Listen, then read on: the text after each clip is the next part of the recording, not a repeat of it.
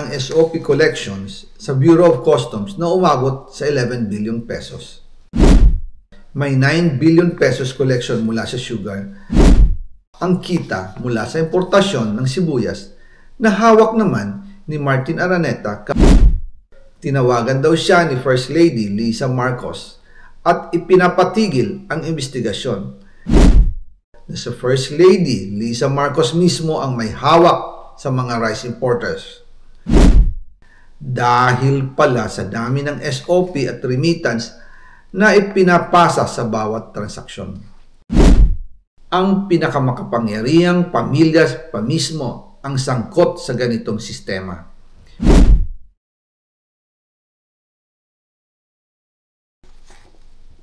Ngayon naman po, tungkol sa kampanya nitong 2025 elections, nagkwento sa akin si dating Speaker Martin Romualdez. Kinausap daw siya ni PBBM sa Tacloban para tumulong sa gastusin ng mga kandidato mula national hanggang local candidates. Ang sagot ni Speaker, naibigay na niya ang SOP collections sa Bureau of Customs na umabot sa 11 billion pesos. Dagdag pa dyan, may 9 billion pesos collection mula sa sugar na ayon mismo sa kanya ay pinaghahatian lang ng 5 kumpanya para makontrol nila ang presyo ng asukal sa merkado. At iba pa ang kita mula sa importasyon ng sibuyas na hawak naman ni Martin Araneta, kapatid ni First Lady Lisa Araneta Marcos.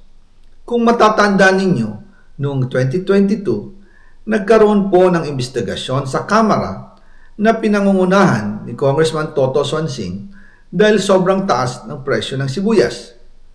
Umabot ng 600 pesos kada kilo. Gayong dapat ay nasa 80 pesos lang. Doon lumabas ang pangalan ni Martin Araneta bilang isa sa mga nasa likod ng kontrol sa importasyon ng sibuyas. Pero hindi po natuloy ang investigasyon. Ang sabi ni Speaker, tinawagan daw siya ni First Lady Lisa Marcos at ipinapatigil ang investigasyon. Kaya walang natuloy at walang naparusahan. Dahil pala, kontrolado ng kapatid ng First Lady ang importasyon ng sibuyas. Ganito rin po ang nangyari sa bigas. Noong April 2023, nagsimula nang tumaas ang presyo ng bigas. Kaya iminungkahi ko kay Speaker Martin Romualdez na kung pwede ay mag-angkat tayo ng 13 million metric tons para sa buong taon. Ang layunin ko po ay mapababa ang presyo ng bigas sa 22 pesos kada kilo. Pero hindi po ito inaprubahan ng Pangulo noong sila ay nasa Clark. Dahil doon, sumipa ang presyo ng bigas na umabot ng 55 pesos kada kilo hanggang 2024. Noong 2024, kinausap ko ulit si Speaker Martin Romualdez na kung pwede makausap namin si Secretary Laurel Chu ng Department of Agriculture at Secretary Ralph Recto ng Department of Finance para maibaba ang taripa ng bigas mula 35% to 15%. Sinabi ko kay Speaker Martin Romualdez na kung pababayaan natin ang patuloy ng pagtaas ng presyo ng bigas at umabot ito sa 60 pesos kada kilo, siguradong magagalit na ang taong bayan. Posibleng magrevolusyon na ang mga tao at tiyak na maapektuhan dito ang mga kandidato ng administrasyon sa 2025 elections. Isa sa mga patunay na hindi na masaya ang taong bayan ay ang pagbaba ng approval rating ng Pangulo noong panahon na iyon dahil sobrang taas na ang presyo ng bigas. Nangyari po ang meeting at halos inaabot kami hanggang alas 2 ng umaga, nakikiusap, nagpapaliwanag. Buti na lang, matapos ang matagal na negosasyon, pumayag din sila. At di nagtagal, inanunsyo na rin sa publiko na ibaba ang ng buwis sa bigas. Ngunit, matapos ang 4 hanggang 6 na buwan, hindi pa rin bumababa ang presyo ng bigas. Kahit ibinaba na ang taripa nito, Kaya iminungkahi ko kay Speaker Romualdez na magpatawag ng investigasyon tungkol sa bigas sa pamamagitan ng Quinta Committee hearings. Habang iniimbestiga nito ng Quinta Committee na pinamumunuan ni Congressman Joey Salceda, bigla na lang itong pinahinto ni Secretary Kiko Laurel Chu matapos niyang ipakita ang isang confidential report. Nakasaad dito na sa First Lady Lisa Marcos mismo ang may hawak sa mga rice importers. Ayon kay Secretary Laurel, maaapektuhan daw ang First Lady kung itutuloy ang investigasyon dahil kasama raw nila sa Vietnam visit ang ilang importer ng bigas at nag-dinner pa raw sila roon. At nung araw din yun, tumawag si Congressman Sandro Marcos kay Speaker Romualdez upang ipatigil ang House investigations tungkol sa bigas as instructed ng Pangulo. Magkasama kami ni Speaker Martin Romualdez nang tumawag si Congressman Sandro Marcos.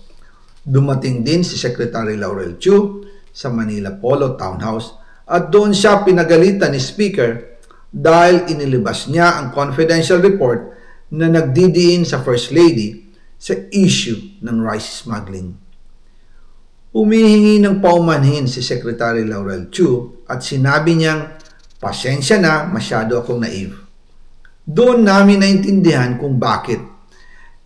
Kahit ibinabana ang import tax ng bigas mula 35% to 15%, ay hindi pa rin bumababa ang presyo sa merkado dahil pala sa dami ng SOP at remittance na ipinapasa sa bawat transaksyon. Dagdag pa po, maraming importers ng isda ang nagre-reklamo dahil kontrolado ito ng kaunting kumpanya lamang. Wala naman daw tax sa importation tuwing lean season, pero kahit ganoon, hindi pa rin sila nabibigyan ng permit to import. Ang mga kaunting kumpanya na ito lang ang nabibigyang permit to import. Dahil dito, kontrolado din ang presyo ng isda. At ito din ang dahilan kung bakit mataas ang presyo ng galunggong. Mga kababayan, hindi dapat naghihirap ang Pilipinas. Hindi dapat ganito kamahal ang mga pangunahing bilihin tulad ng bigas.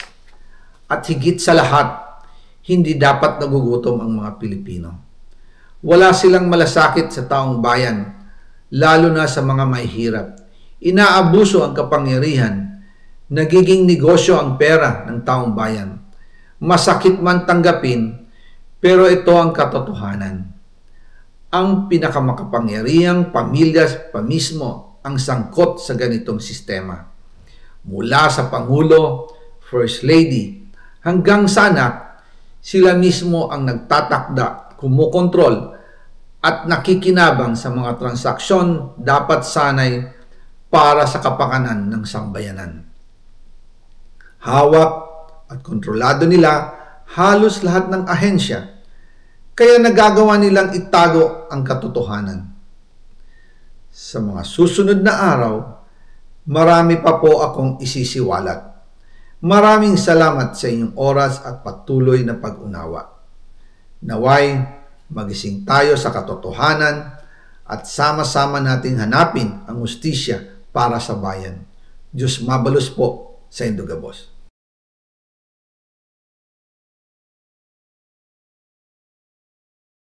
Ang SOP collections sa SOP collections. Jericho